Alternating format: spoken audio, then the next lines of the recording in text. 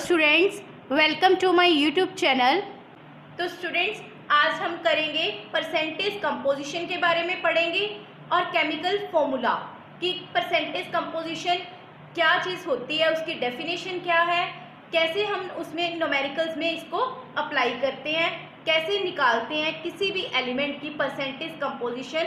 अगर हमें कोई भी कंपाउंड दे दें तो उसमें डिफरेंट एलिमेंट्स की कैसे परसेंटेज कंपोजिशन निकालते हैं, और साथ में हम करेंगे केमिकल फॉर्मूला, जो कि आगे फर्दर दो टाइप्स के होते हैं। एक तो मॉलिक्यूलर फॉर्मूला होता है, दूसरा एम्पिरिकल फॉर्मूला होता है, तो उसके बारे में भी हम पढ़ेंगे। तो बच्चों, सबसे पहले देखो कि हमें केमिस्ट्री में जो हमारे पास डिफरेंट एलिमेंट्स होते हैं वो हम किससे रिप्रेजेंट करते हैं, उनको एलिमेंट्स को सिंबल से। देखो, अगर हमारे पास एलिमेंट्स हैं डिफरेंट कौन से होते हैं, जैसे काफ़ी सारे हैं एलिमेंट्स। जैसे हम बात करें सोडियम, तो सोडियम एलिमेंट है, उसका सिंबल क्या है, कैपिटल एन और स्मॉल ए। मीन सोडियम को हम रिप्रेजेंट करते हैं उसके सिंबल Na से।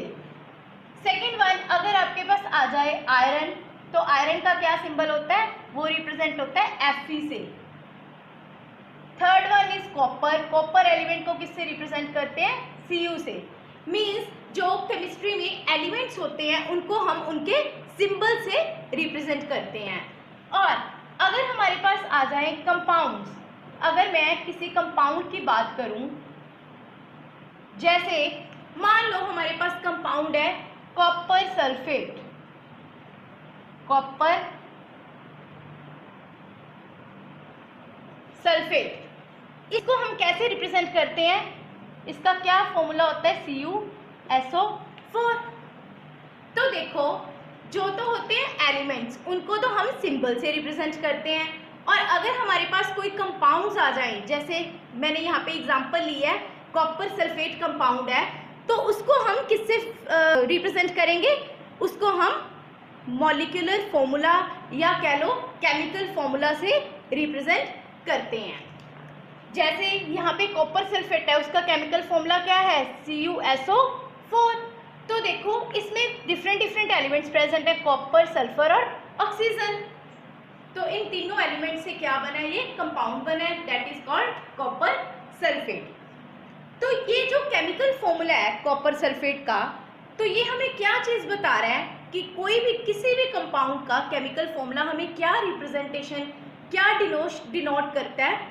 तो केमिकल फॉर्मूला की डेफिनेशन क्या होती है, देखो, chemical formula gives the representation of a molecule of a substance in terms of symbols of various elements present in it, या प्रेजेंट इन अ मॉलिक्यूल, कुछ भी बोल सकते हो।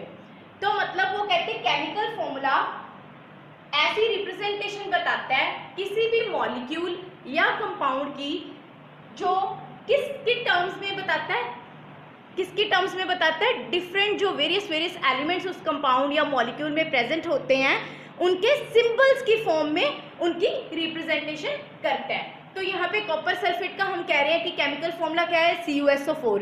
तो यहाँ से हमें रिप्रेजेंटेशन मिल रही है ना कि जो डिफरेंट उनमें एलिमेंट्स प्रेजेंट हैं, 3 एलिमेंट्स प्रेजेंट हैं, कौन कौन से, कॉपर, सल्फर और ऑक्सीजन। तो सिंबल्स के टर्म में इसके केमिकल फॉर्मूला को रिप्रेजेंट कर रहे हैं हम यहाँ पे। तो ये केमिकल फॉर्मूला फिर हमें कॉपर सल्फेट का यहाँ पे पता लग रहा है कि क्या है, CuSO4। अब देखो नेक्स्ट, केमिकल फॉर्मूला अगर किसी भी कंपाउंड का हमने डिटरमाइन करना है, तो वो किस बेसिस पे डिटरमाइन कर सकते हैं, कैसे देख सकते हैं, तो वो दो चीज़ों पे बेस्ड है। कैसे निकाल सकते हैं केमिकल फॉर्मूला, तो वो दो चीज़ों पे बेस्ड है, that is the constituent elements present, first one है जो, और सेकंड है relative amounts of elements of each type present in given mass of a compound. कि एक तो जो एलिमेंट्स उसमें कंपाउंड में या मॉलिक्यूल में प्रेजेंट हैं वो उस पर बेस्ड होता है कि कौन कौन से एलिमेंट्स प्रेजेंट हैं, वो देखने होते हैं, और दूसरा उनकी रिलेटिव अमाउंट्स, कितनी अमाउंट्स उनकी प्रेजेंट है गिवन मास में कंपाउंड के।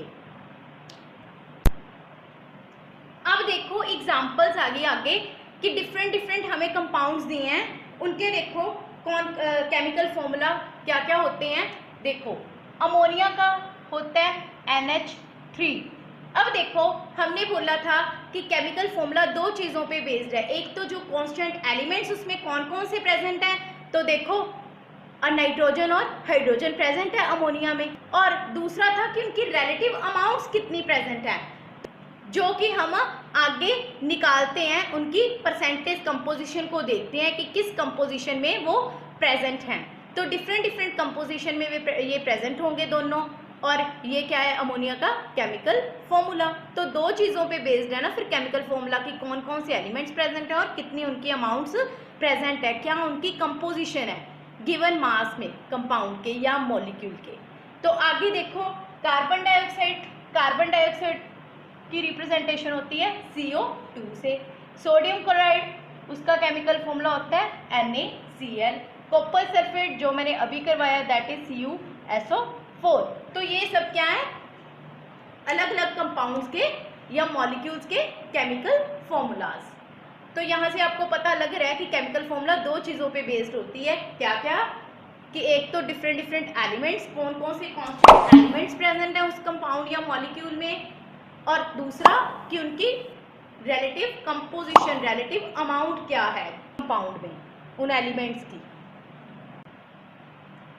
अब नेक्स्ट देखो हम करते हैं परसेंटेज कंपोजिशन क्या चीज़ है। तो पहले उसकी डेफिनेशन देखो आपकी स्क्रीन पे है। मास परसेंटेज कंपोजिशन का क्या मीनिंग है कि gives the mass of each element expressed as the percentage of the total mass. It means कि कोई भी मान लो हमारे पास कंपाउंड है या मॉलिक्यूल है, मीन्स उसमें जो डिफरेंट डिफरेंट एलिमेंट से बना होता है कोई भी मॉलिक्यूल या कंपाउंड, तो जो उनमें डिफरेंट डिफरेंट एलिमेंट्स प्रेजेंट हैं उनके मास को बताती है, जो एक्सप्रेस कैसे होते हैं as the percentage of the total मास।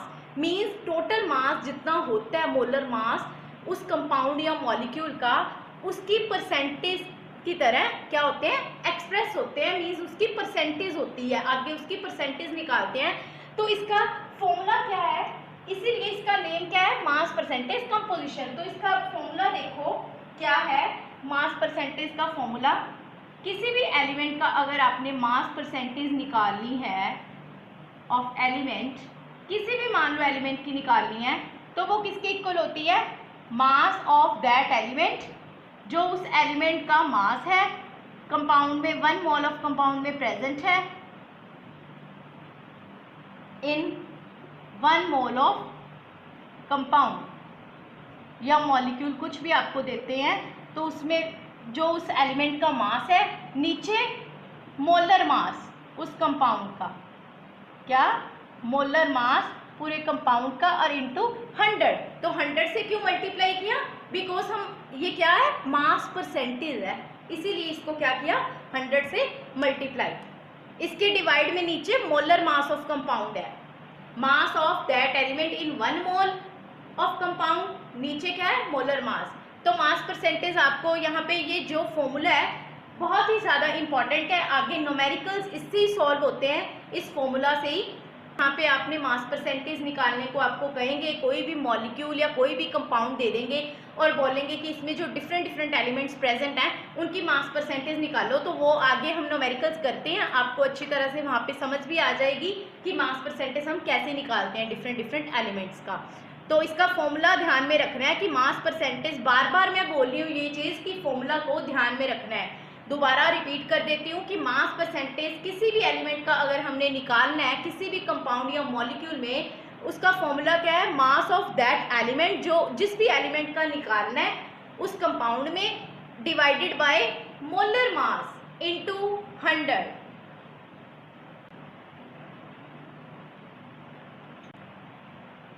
अब देखो आगे क्वेश्चन आ जाता है, जैसे वो पूछ लेते हैं कि कैलकुलेट करो मास परसेंटेज कंपोजिशन ग्लूकोज का। तो ग्लूकोज का पहले आपको फॉर्मूला पता होना चाहिए कि केमिकल फॉर्मूला क्या है। ग्लूकोज का केमिकल फॉर्मूला होता है C6H12O6। ये किसका फॉर्मूला है, ग्लूकोज का। तो देखो अब मास परसेंटेज कंपोजिशन निकालनी है। अभी मैंने पीछे आपको फॉर्मूला बताया कि क्या है, आपको फॉर्मूला पता है तो आप इजीली कैलकुलेट कर सकते हो। तो हम करते हैं कैलकुलेट। देखो कैसे करेंगे, पहले हम इसका क्या निकालेंगे, मोलर मास, क्योंकि हमें चाहिए, नीचे मोलर मास ही आता है डिवाइडेड में फॉर्मूला में। तो मोलर मास इसका कैसे निकालते हैं, 6 इंटू एटोमिक मास कितना है कार्बन का 12, ये तो निकालना सिखाया ही हुआ आपको पीछे, तो ये आप निकाल लोगे, हाइड्रोजन का प्लस 12 इंटू 1 और ऑक्सीजन 6 इंटू 16। तो ये टोटल आपके पास क्या आ जाता है, इसका मोलर मास आ गया आपके पास 180। तो मोलर मास कंपाउंड का आपके पास 180 आ गया। अब हमने निकालनी है मास परसेंटेज कंपोजिशन, मींस अलग अलग जो एलिमेंट्स प्रेजेंट है उनकी निकलेगी इसमें। तो देखो पहले तो हम मास निकाल लेंगे किसके, इसमें 6 है कार्बन एटम्स प्रेजेंट हैं, तो 6 कार्बन एटम्स का ही मास निकालना पड़ेगा ना हमें। तो वो कितना है 6 इंटू 12, तो कितना हो गया, दैट इज 72। तो अब यहाँ से मास परसेंटेज निकल जाएगी, क्योंकि देखो ग्लूकोज में हमारे पास 6 कार्बन एटम प्रेजेंट है, 12 हाइड्रोजन एटम प्रेजेंट है और 6 ऑक्सीजन एटम प्रेजेंट है। तो फिर 6 कार्बन एटम प्रेजेंट है, तो 6 का ही मास निकाल लेंगे ना हम पूरे का पूरा, कि जितने कार्बन एटम्स प्रेजेंट है उसमें, तो कितना आ गया, दैट इज 72। तो अब यहाँ से मास भी पता लग गया, मोलर मास भी पता लग गया, तो हम मास परसेंटेज कार्बन एटम का निकाल सकते हैं। कैसे निकालेंगे, जितना हमारे पास उसका मास है उस एलिमेंट का, यही मैंने फॉर्मूला में बोला आपको, और नीचे क्या बोला था, मोलर मास कंपाउंड का, दैट इज 180। ओके, तो इनटू क्या कर देंगे 100, 72 डिवाइडेड बाय 180, ठीक है। तो ये हमारे पास जितना भी आ गया और उसको मल्टीप्लाई क्या कर देंगे 100 के साथ। तो यहाँ से हमारे पास मास परसेंटेज आ जाएगा कार्बन का, that is 72 divided by 180, that is molar mass into 100। तो कितना आ गया ये हमारे पास 40%। तो ऐसे ही हम बाकी जैसे हमने कार्बन का निकाला है ऐसे ही हम हाइड्रोजन का और ऑक्सीजन का निकाल लेंगे, तो हमारे पास क्या निकल जाएगा, मास परसेंटेज कंपोजिशन आ जाएगी डिफरेंट एलिमेंट्स की जो भी ग्लूकोज में प्रेजेंट है। तो अब देखो कार्बन का हमारे पास निकल गया, तो अब आ गया मास ऑफ, हम किसका निकालेंगे 12 हाइड्रोजन एटम्स का, तो वो कितना आ जाएगा 12 इंटू 1 दैट इज 12। ऐसे ही मास परसेंटेज निकाल लेंगे हाइड्रोजन एटम्स का, दैट इज इक्वल टू 12, जो मतलब उस एलिमेंट का मास है जिसका हमने मास परसेंटेज निकालनी है, और नीचे मोलर मास इनटू 100। तो ये आपका कैलकुलेट करके कितना आ गया 6.67%। कितना आ जाएगा 6.67%। ऐसे ही हम आगे करेंगे कि mass of 6 carbon atoms, sorry oxygen atoms, तो वो कितना हो गया 6 into 16 that is equal to 96। तो इसका भी मास परसेंटेज सिमिलरली निकल जाएगा 96 डिवाइडेड बाय 180 इंटू 100। तो इसे कैलकुलेट कर लो, यहाँ से आपके पास आ जाएगा ऑक्सीजन का, दैट इज वो आपका आ जाएगा 53.33%। तो ये आपके पास क्या आ गई, मास परसेंटेज कंपोजिशन आ गई किसकी, ग्लूकोज की। तो यहाँ से आपको न्यूमेरिकल भी समझ आ गया होगा कि कैसे हम मास परसेंटेज कंपोजिशन निकालते हैं डिफरेंट एलिमेंट्स की, जब भी हमें कोई मॉलिक्यूल या कंपाउंड उन्होंने दे रखा हो। तो बस उसका आपको केमिकल फॉर्मूला ध्यान में होना चाहिए कि उसका केमिकल फॉर्मूला क्या है, वो भी मैं आगे करवाती हूँ कि क्या निकालने का तरीका क्या होता है केमिकल फॉर्मूला। अब देखो नेक्स्ट न्यूमेरिकल आ जाता है, दैट इज कैलकुलेट करो, कहते हैं mass percentage of different elements present in sodium sulphate that is Na2SO4। तो इसमें भी वैसे ही करेंगे जैसे हमने अभी पीछे ग्लूकोज का निकाला है, तो निकालते हैं। देखो फर्स्ट ऑफ ऑल क्या निकालेंगे, मोलर मास किसका, सोडियम सल्फेट का, दैट इज Na2SO4। तो क्या हुआ 2 इंटू, सीधा ही मैं कैलकुलेट करने लगी हूँ, आपको पता ही है कि हमने क्या करेंगे 2 सोडियम एटम्स प्रेजेंट हैं, तो इंटू क्या कर देंगे उसका एटॉमिक मास। तो मैं सीधे ही कैलकुलेट करने जा रही हूँ, 2 इंटू 23 दैट इज सोडियम का हो गया, प्लस सल्फर का 32 इंटू 1 प्लस ऑक्सीजन का 4 इंटू 16। तो आपका टोटल क्या आ जाएगा, दैट इज 142। ये क्या आ गया आपका मोलर मास। तो आगे हम मास परसेंटेज निकालनी है। अब मोलर मास तो आ गया, तो पहले हम किसकी निकालेंगे, मास ऑफ 2 सोडियम एटम्स।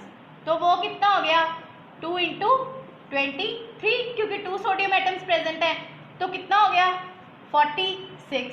तो अब मास परसेंटेज क्या आ जाएगी इसकी सोडियम एटम्स की, दैट इज 46, और नीचे मोलर मास इंटू 100, तो कितना आ गया 32.39% आपका आ जाएगा किसका, सोडियम का मास परसेंटेज।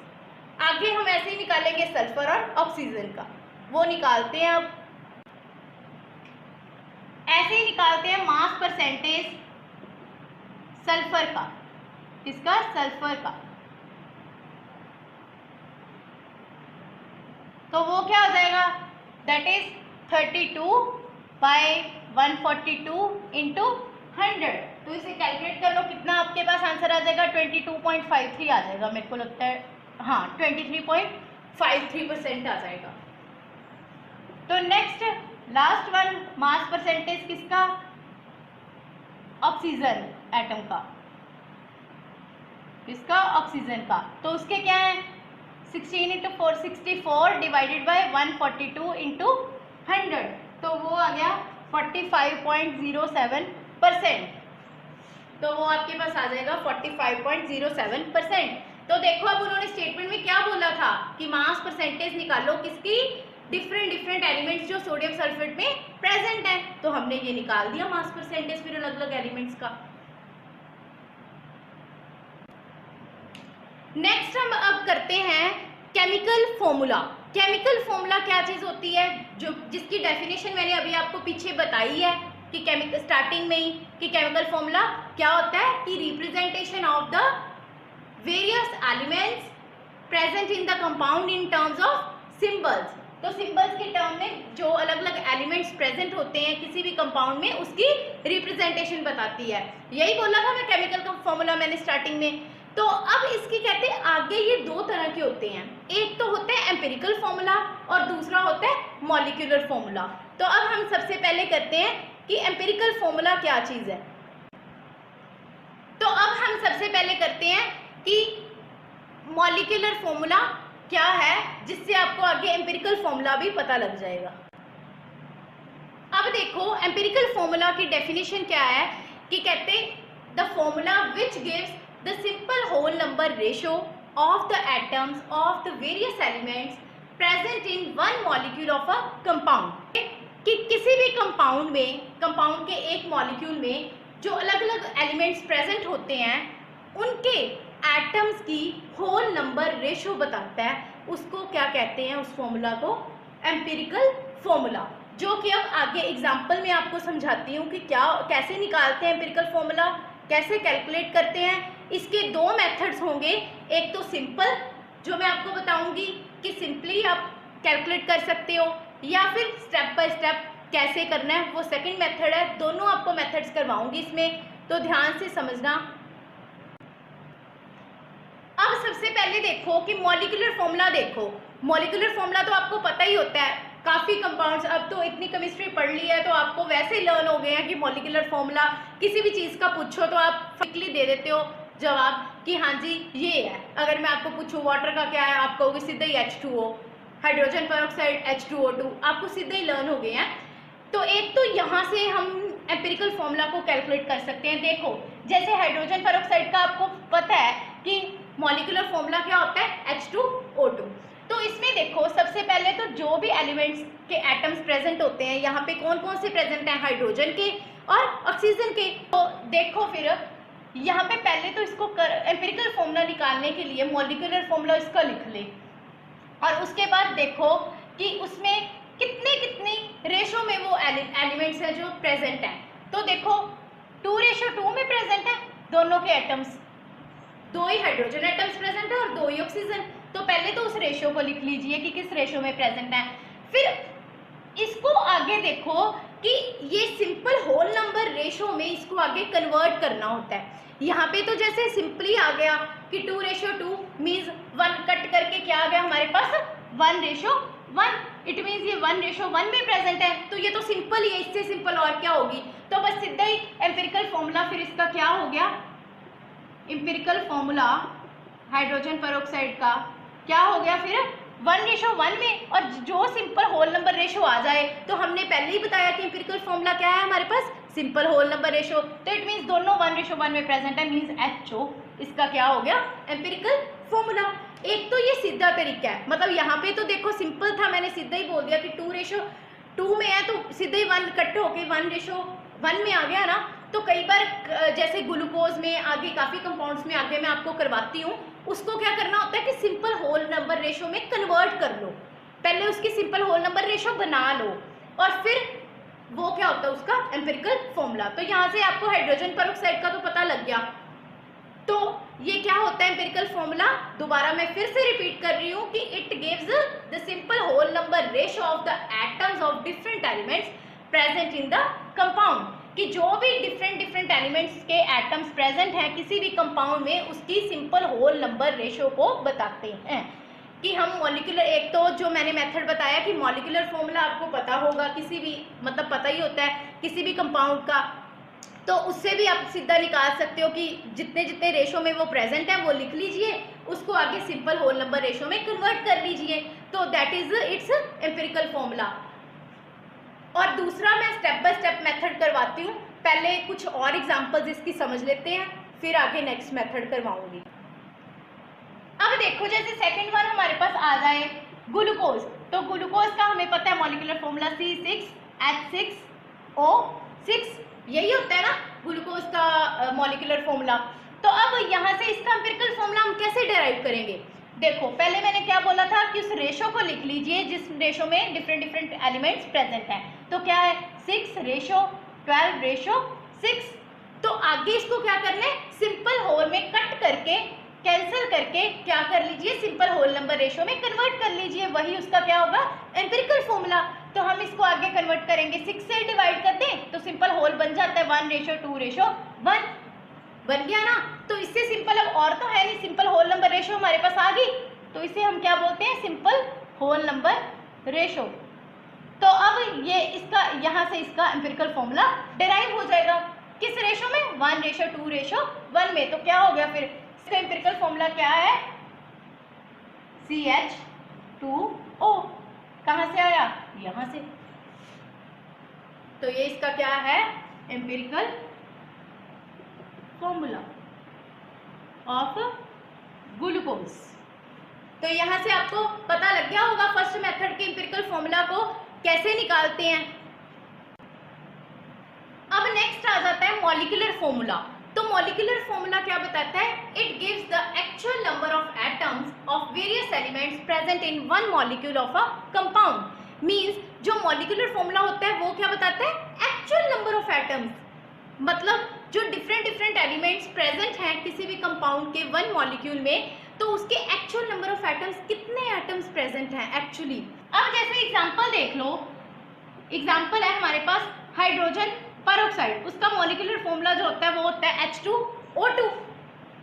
तो देखो इसका मतलब हमें यहाँ से क्या पता लग रहा है कि एक मॉलिक्यूल में, हाइड्रोजन पेरोक्साइड कंपाउंड के एक मॉलिक्यूल में 2 हाइड्रोजन एटम्स प्रेजेंट हैं और 2 ऑक्सीजन के एटम्स प्रेजेंट हैं, यही पता लग रहा है ना हमें यहाँ से। ऐसे ही आ गया बेंजीन, उसका होता है C6H6, तो उसमें इसका मतलब एक मॉलिक्यूल में बेंजीन के 6 कार्बन एटम्स प्रेजेंट हैं और 6 ही हाइड्रोजन एटम प्रेजेंट हैं। तो इसका मतलब ये क्या, इसका मॉलिक्यूलर फॉर्मूला, मतलब यहाँ से हमें क्या पता लग रहा है कि actual number of atoms various different elements जो कंपाउंड में प्रेजेंट हैं उनके एक्चुअल नंबर ऑफ एटम्स कितने प्रेजेंट हैं, मॉलिक्यूलर फॉर्मूला हमें ये बताता है।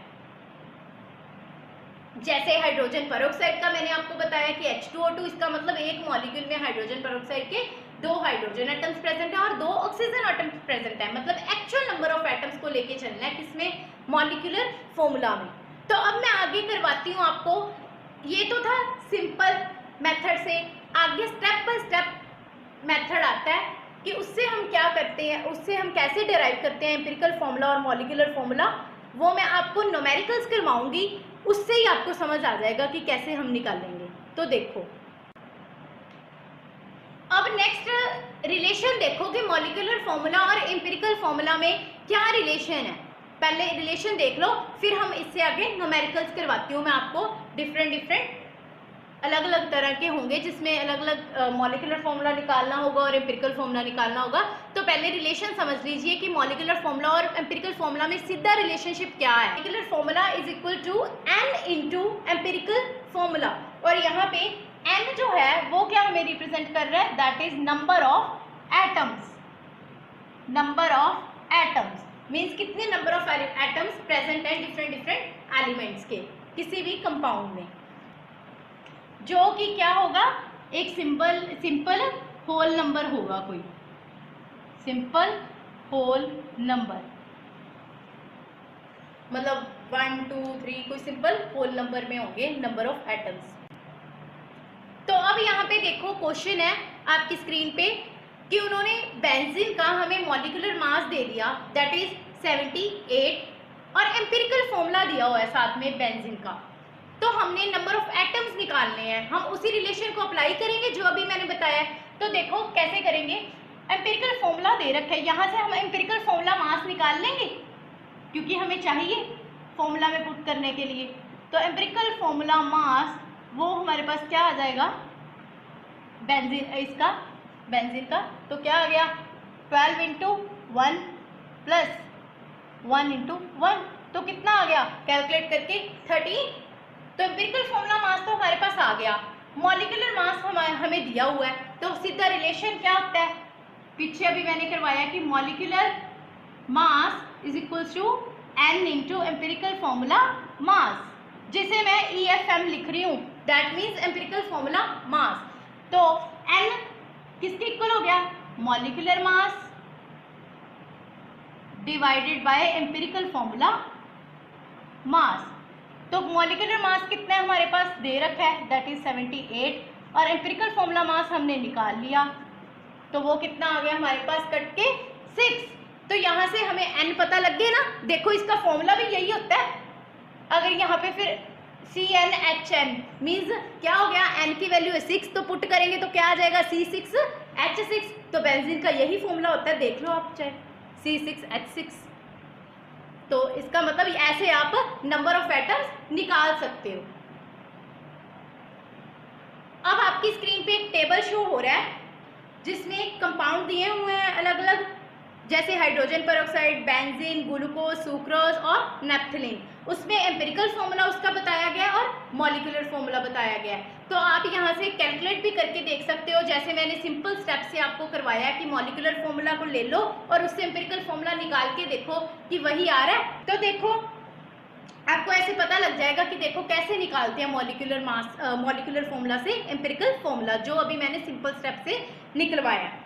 और आगे है कि एम्पिरिकल फॉर्मूला कहते हैं एम्पिरिकल कई कंपाउंड्स में, जैसे CuSO4, NaCl, K2Cr2O7 and ammonia, ऐसे कई कंपाउंड्स हैं जिसमें मॉलिक्यूलर फॉर्मूला और एम्पिरिकल फॉर्मूला दोनों कहते सेम रहती हैं। चाहे आप निकाल के देख लेना खुद ब खुद, तो दोनों में क्या होंगी, सेम आती हैं दोनों में वैल्यूज। एम्पिरिकल मतलब एम्पिरिकल फॉर्मूला भी और मॉलिक्यूलर फॉर्मूला भी दोनों में क्या होते हैं, सेम। अब नेक्स्ट एक न्यूमेरिकल सॉल्व करते हैं। देखो क्या है, 4 gram of copper chloride on analysis was found to contain 1.890 gram of copper and 2.110 gram of chlorine. तो वो कहते हैं हमें कॉपर क्लोराइड दे रखा है 4 ग्राम, और वो कहते हैं उसका एनालिसिस किया तो उसमें देखा गया कि कॉपर है जो वो 1.890 ग्राम प्रेजेंट है और 2.110 ग्राम क्लोरीन प्रेजेंट है। तो कहते हैं यहाँ से आप इसका एम्पिरिकल फॉर्मूला कैलकुलेट कीजिए। तो देखो अब ये है सेकंड मेथड, ये सेकंड मेथड से मैं निकालूंगी इसको, जो स्टेप बाय स्टेप मेथड आपको मैं बोल रही थी। तो देखो क्या है, पहले हम क्या निकालेंगे इसमें, पहले हम परसेंटेज निकाल लेंगे कॉपर और क्लोरीन की, कितनी कितनी प्रेजेंट है। तो देखो परसेंटेज कॉपर की निकाल लेंगे पहले, कॉपर क्लोराइड में, कॉपर क्लोराइड में। अब यहाँ पे ये समझो ना कि हमें मॉलिक्यूलर मास मान लो कॉपर क्लोराइड का नहीं पता, तो अगर आपको नहीं पता तो फिर इस मेथड से आप कैलकुलेट करोगे, जो कि मैं आपको करके दिखा रही हूँ कि कैसे करेंगे हम। देखो परसेंटेज पहले निकाल लेंगे। क्या होता है, कॉपर का वेट कितना है 1.890 डिवाइडेड बाय कॉपर क्लोराइड का दैट इज 4 ग्राम दिया हुआ है, इनटू क्या कर देंगे 100 से, तो हमारे पास ये आ जाता है 47.3%। तो अब देखो कॉपर की परसेंटेज हमने निकाल ली, अब किसकी निकालते हैं, क्लोरीन की परसेंटेज इसी में। तो वो हमें दिया था, ये गिवन था 2.110 ग्राम, जो अभी स्टेटमेंट आई थी उसमें दिया हुआ था, और नीचे 4 ग्राम कॉपर क्लोराइड हमारे पास प्रेजेंट है, तो इसको भी निकाल लेंगे। क्या आ गया 52.7%। तो देखो पहले तो इनकी परसेंटेज निकालनी पड़ती है इस मेथड में, पहले परसेंटेज ऐसे ही निकाल के। अब जो सेकंड स्टेप आएगा इसमें, ये स्टेप फर्स्ट था और अब सेकंड स्टेप, ये स्टेप बाय स्टेप मेथड है जो मैं पहले बता रही थी आपको कि एक तो सिंपल मेथड मैंने बताया एम्पिरिकल फॉर्मूला निकालने का, और जो अब ये न्यूमेरिकल करवा रही हूँ इसमें स्टेप बाय स्टेप मेथड है, जो कि देखो फर्स्ट स्टेप हो गया जिसमें परसेंटेज निकाली आपने, अब सेकंड स्टेप है जिसमें आप एम्पिरिकल फॉर्मूला की कैलकुलेशन करोगे। तो वो कैसे करोगे, यहाँ पे एलिमेंट्स लिख रही हूँ कॉपर और क्लोरीन, और उनकी आगे मैं लिखूंगी परसेंटेज कितनी कितनी प्रेजेंट है, उससे आगे उनका एटॉमिक मास, टेबल बना लेना है। इस स्टेप में आपने टेबल तैयार करना है एक, कि कॉपर की परसेंटेज कितनी है, इन एलिमेंट्स की परसेंटेज कितनी है, एटॉमिक मास क्या है, उसके मोल्स एटम्स के, और फिर मोल एटॉमिक रेशो जिसे हम बोलते हैं मोल एटॉमिक रेशो, और नेक्स्ट आ जाएगा सिंपल होल नंबर रेशो, वो आगे हम निकाल लेंगे सिंपल होल नंबर रेशो। तो देखो पहले परसेंटेज इसकी कितनी कितनी आ गई 47.3 और क्लोरीन की 52.7, ये तो वही लिख लेनी है जो आपने ऊपर परसेंटेज निकाली है। अब इनका एटॉमिक मास लिखो, कॉपर का होता है 63.5 और क्लोरीन का होता है 35.5। तो ऐसे आपने एक टेबल तैयार कर लेना है। आगे आ गया मोल्स। मोल्स अब कैसे निकालते हैं, जितनी परसेंटेज उसकी प्रेजेंट है उसको एटॉमिक मास से डिवाइड कर दीजिए तो आपके मोल्स आ जाएंगे। तो ये फॉर्मूला मोल्स निकालने का, जितना मतलब प्रेजेंट है और जितना उसका एटॉमिक मास है उससे डिवाइड कर दीजिए, ये हमारे पास आ जाएगा। मैं सीधे ही कर रही हूँ, यहाँ पे स्पेस कम है इसलिए तो मैं सीधे ही लिख रही हूँ कि बता देती हूँ कि किसको डिवाइड किया, 47.3 को 63.5 से डिवाइड करो तो ये आपकी वैल्यू आ जाएगी 0.74।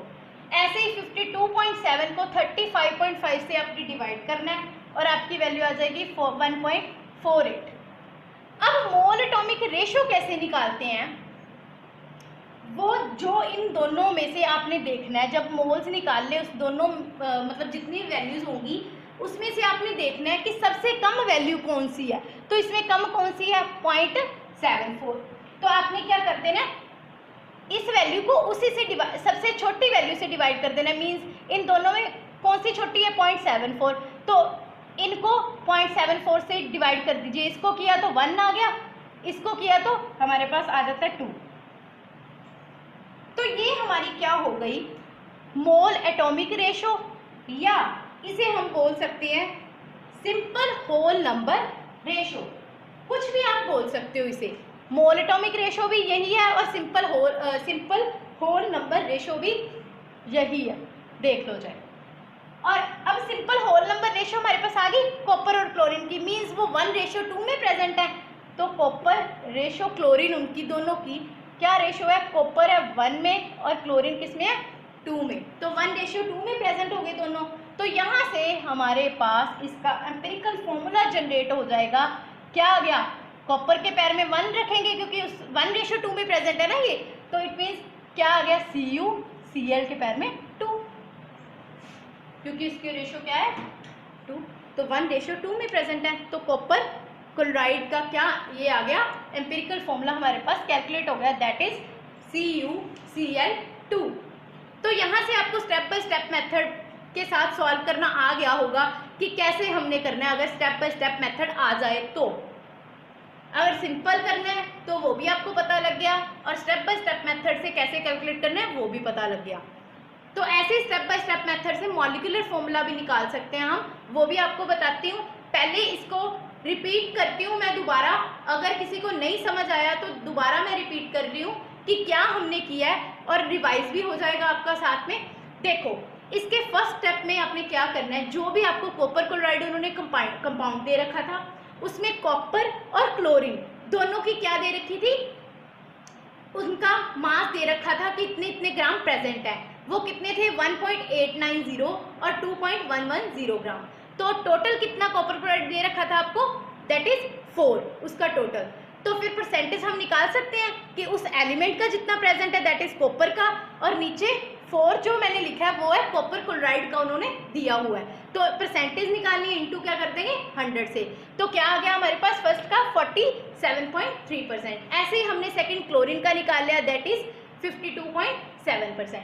ये तो स्टेप फर्स्ट हो जाता है जिसमें हम परसेंटेज निकालते हैं। अब आ जाता है स्टेप सेकंड। तो उसमें ना आपने एक टेबल तैयार करना है जिसमें आपने पहले नंबर में एलिमेंट्स लिखने हैं जो जो प्रेजेंट है, इसमें कॉपर और क्लोरीन प्रेजेंट है तो वो आपने लिख लिया। आगे उसकी परसेंटेज जो हमने यहाँ से निकाली है वो लिख देनी है। फिर उनके एटॉमिक मासेस उन एलिमेंट्स के लिखने हैं। फिर मोल्स कैसे निकालते हैं, जितनी परसेंटेज में वो प्रेजेंट होंगे उसको डिवाइड कर दीजिए एटॉमिक मास से, तो आपके क्या आ जाते हैं मोल्स। अब मोल एटॉमिक रेशियो आगे निकालनी है, वो निकालोगे कि आप पहले जहाँ पे जो मोल्स निकालने हैं उसमें से देखोगे कि सबसे छोटी वैल्यू कौन सी है, जो लीस्ट वैल्यू है, सबसे लीस्ट यहाँ पे 0.74 है, तो उससे आपने मोल्स को डिवाइड कर देना उस वैल्यू से। तो 0.74 है तो फर्स्ट में तो 1 आ गया, उसी से डिवाइड करेंगे। तो सेकंड में 1.48 को 0.74 से डिवाइड किया तो वो 2 आ गया। तो इसका मतलब कॉपर और क्लोरीन किस रेशो में प्रेजेंट है, 1:2 में। तो एम्पिरिकल फॉर्मूला क्या बन गया, CuCl2। तो मेरे को लगता है यहाँ तक आपको समझ आ गया होगा कि सिंपल मेथड से भी कैसे करते हैं और स्टेप बाय स्टेप मेथड से भी कैसे निकालते हैं एम्पिरिकल फॉर्मूला को। अब ऐसे ही मॉलिक्यूलर फॉर्मूला अगर आपने निकालना है वो भी मैं आपको नेक्स्ट न्यूमेरिकल में करवाती हूँ। अब देखो आपकी स्क्रीन पे न्यूमेरिकल है कि एक कंपाउंड है वो 62.08% कार्बन कंटेन करता है, 10.34% हाइड्रोजन है उसमें, और 27.58% ऑक्सीजन है। बाय मास है तीनों। मॉलिक्यूलर मास उन्होंने दे रखा है दैट इज 58। वो कहते हैं इसका मॉलिक्यूलर फॉर्मूला भी कैलकुलेट करो और एम्पिरिकल फॉर्मूला, दोनों चीज़ें कैलकुलेट करनी है इसमें। तो देखो कैसे करेंगे, उसी मेथड से जो अभी मैंने करवाया आपको पीछे स्टेप बाय स्टेप मेथड से। तो देखो सबसे पहले इसमें जो हम क्या करेंगे, तीनों की अब हमें परसेंटेज पता है, तीनों की हमें परसेंटेज की फॉर्म में ही हमें दे रखा है तीनों को। तो हम फिर सीधा क्या करेंगे, तो अब देखो इनके एलिमेंट्स कौन कौन से हैं, कार्बन है, हाइड्रोजन है और ऑक्सीजन है, ये 3 एलिमेंट्स प्रेजेंट हैं। फर्स्ट बॉक्स में क्या करेंगे, उसकी परसेंटेज कितनी कितनी प्रेजेंट है यही बताएंगे, दैट इज 62.08 फर्स्ट की, सेकंड हाइड्रोजन की 10.34 और उसकी ऑक्सीजन की 27.58। पहले बॉक्स में आपने क्या लिख लिया, परसेंटेज। अब सेकंड में एटॉमिक मास, तो एटॉमिक, तो अब सेकंड में क्या लिखेंगे, एटॉमिक मास। तो कार्बन का 12 होता है, हाइड्रोजन का 1 और ऑक्सीजन का क्या होता है 16, ये तो आपको पता ही है। अब आगे क्या निकालना है, मोल्स निकालोगे आप। कैसे निकालना था मोल्स, जितनी परसेंटेज है उसको एटॉमिक मास से डिवाइड कर दीजिए। तो क्या आ जाएगा, इसका आ गया 5.173, इसका आ जाएगा 10.34, इसका आ जाएगा ऑक्सीजन का 1.723। तो ये इसके क्या आ गए, मोल्स। अब मोल्स के बाद क्या निकालते हो, मोल एटॉमिक रेशो। तो वो कैसे निकालोगे कि इसमें से अब क्या देखना है आपने, सबसे लीस्ट वैल्यू कौन सी है। तो कौन सी है इसमें से सबसे लीस्ट वैल्यू, दैट इज 1.723, यही है, यही वाली लीस्ट है वैल्यू। तो इससे आप डिवाइड कर दोगे तीनों को। तो फर्स्ट को अगर इससे डिवाइड किया तो हमारे पास आ जाता है 3, इसको डिवाइड किया तो 6, इसको डिवाइड किया तो 1 आ जाएगा। तो हमारे पास ये क्या आ गई, सिंपल होल नंबर रेशो या मोनोटोमिक रेशो आ गई। तो इसका मतलब यहां से क्या फॉर्मूला बन गया, मतलब इनकी रेशो क्या है, सी रेशो एच रेशो ओ। तो किसमें प्रेजेंट है, लिख दो 3:6:1 जो हमारी आई है अभी रेशो। तो देखो, तो फिर यहां से फॉर्मूला क्या जनरेट हो गया हमारे पास, दैट इज C3H6O। आ गया इसका एम्पिरिकल फॉर्मूला। ओके, तो हमारा फॉर्मूला क्या बना, C3H6O, ये क्या है, एम्पिरिकल फॉर्मूला। तो अब देखो इसका मास कैलकुलेट करते हैं हम, 3 × 12, 6 × 1, 16 × 1। तो हमारे पास ये कैलकुलेट करके ना आ जाता है 16 + 6, ये आ गया 58 कैलकुलेट करके। तो देखो यहां से हमें पता लग रहा है कि ये एम्पिरिकल फॉर्मूला हमने निकाला है, तो हमने इसका जो मास निकाला है अभी वो क्या हो जाएगा, ये एम्पिरिकल फॉर्मूला था, तो ये जो मास निकाला है ये क्या हो गया, एम्पिरिकल फॉर्मूला मास, यही हुआ ना, तो जिसको मैं रिप्रेजेंट कर रही हूँ EFM से। ओके, एम्पिरिकल फॉर्मूला मास। अब जो देखो एम्पिरिकल फॉर्मूला मास है और जो मॉलिक्यूलर मास उन्होंने क्वेश्चन में दे रखा है वो दोनों सेम है, वो दोनों क्या है, सेम। 58 ही मॉलिक्यूलर मास दे रखा है, 58 ही हमारा एम्पिरिकल फॉर्मूला मास आया है। तो यहाँ से हमें एक चीज पता लग रही है कि इसका मतलब इसका एम्पिरिकल फॉर्मूला भी यही है और मॉलिक्यूलर फॉर्मूला भी यही है। मींस इस कंपाउंड का, ये जो भी कंपाउंड है, इसका एम्पिरिकल फॉर्मूला और मॉलिक्यूलर फॉर्मूला दोनों क्या है, सेम। तो ये वही बात होगी जो मैंने आपको पीछे बताई थी कि कई कंपाउंड्स ऐसे होते हैं जिनमें एम्पिरिकल फॉर्मूला और मॉलिक्यूलर फॉर्मूला क्या होता है, सेम। तो यहाँ से एक तो आपको ये चीज़ पता लगी इस न्यूमेरिकल से, और दूसरा आपको स्टेप बाय स्टेप मेथड से दोनों चीज़ें, एम्पिरिकल फॉर्मूला भी और मॉलिक्यूलर फॉर्मूला भी कैलकुलेट करना आ गया। तो ओके स्टूडेंट्स, आज के लिए इतना ही। तो अगर आपको ये लेक्चर अच्छा लगा हो तो please like, share and subscribe the channel. तो thank you and have a nice day.